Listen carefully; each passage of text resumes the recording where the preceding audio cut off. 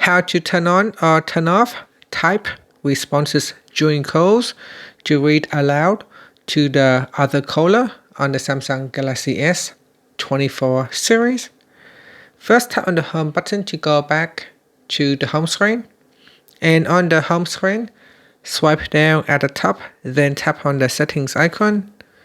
Now in the settings page, we then scroll down and then tap on accessibility, then tap on hearing enhancements. After that, go down and tap on live caption and then scroll down.